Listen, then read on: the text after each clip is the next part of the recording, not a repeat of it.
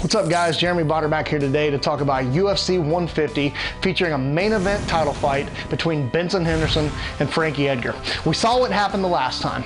Benson Henderson, in my opinion, utterly dominated Frankie Edgar on the way to winning a decision and taking away Edgar's lightweight title. But to some people, and to Edgar mostly, the fight was close enough that it warranted a rematch. Now, I don't agree.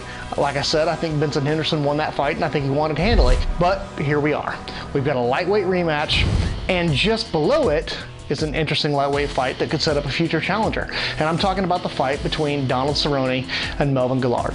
Now, Guillard hasn't had the easiest year, but he's getting back to his winning ways. And he's taken a big step up back to the top of competition against Cerrone, who has had an extraordinary time outside of a loss to Nate Diaz since he left the WEC. With a win here, with a win over Guillard, Cerrone could once again become a contender or potentially set up a rematch with Nate Diaz somewhere down the line. Another fight to keep your eye on, Jake Shields and Ed Herman. Jake Shields was a welterweight in the UFC, but before that, he was the Strikeforce middleweight champion. Cutting all that weight took a big toll on Shields, and so he's moving back up, and he's facing Ed Herman in his middleweight debut.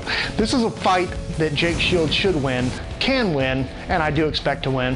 As far as my prediction for the main event goes, Benson Henderson will beat Frankie Edgar once again, and I think it'll be even more resounding, even more one-sided. He's going to retain that title, and he's going to move on and likely face Nate Diaz towards the end of the year. Well, thanks for tuning into this video, guys. Stay tuned because UFC 150 comes to you next month, August. From Denver, Colorado, it's one to keep an eye on.